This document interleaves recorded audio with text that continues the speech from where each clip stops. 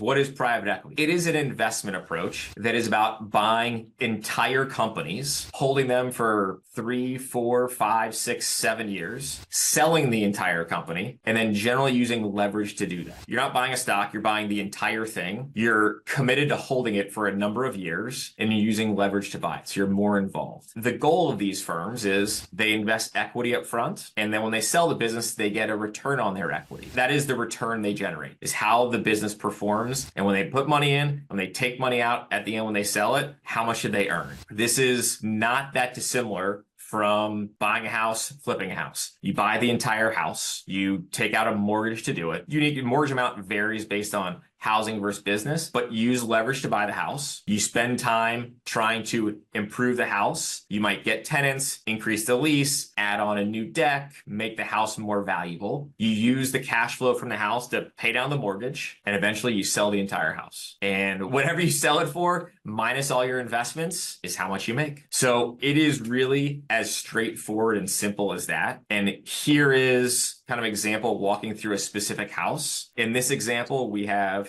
a business that makes $10 million a year in EBITDA, which is the earnings metric that a lot of investment firms look at when they value businesses. It was bought for 8 times, so $80 million. In this example, it was bought with half debt, half equity. So this equity came from the private equity fund. This debt came from probably like a bank, similar to how you get a mortgage. So they buy it, 50% debt, 50% equity. You try and grow the business over time. You use all the earnings of the business to pay down that debt over time. So in this example, we have this business growing its EBITDA 10% a year. So it goes from 10, 11, 12, 1, 13, 3, eventually to 16, 1. So in 5 years, they go from 10 million of EBITDA to 16 million of EBITDA, and they pay debt down from 40 million to 8 million. While a business owner might look at this and think, this is a great performance. We increased the business from 10 to 16 million of EBITDA. That is a 60% growth rate. Their investment increased significantly faster. Their investment went up 200% because they used leverage to do that. They grew 40 million into $120 million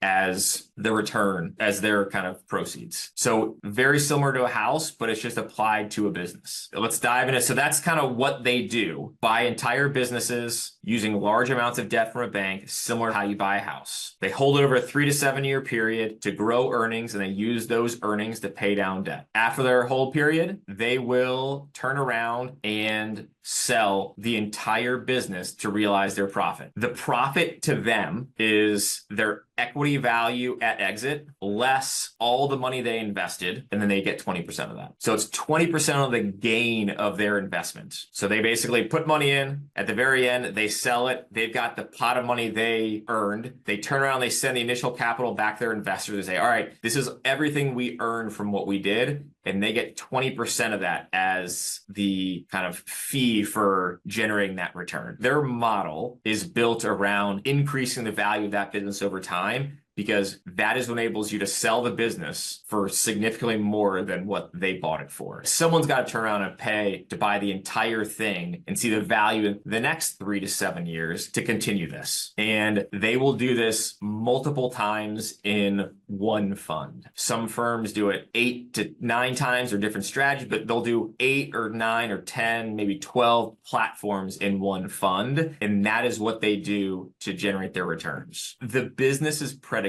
on increasing the value of the companies they buy. Some people think they just want to like destroy businesses and milk them for all they're worth and go back and sue people. And the reality is, if nobody is willing to pay more for the business at the end than they bought it for, they don't make money. And that's a key driver in what they do.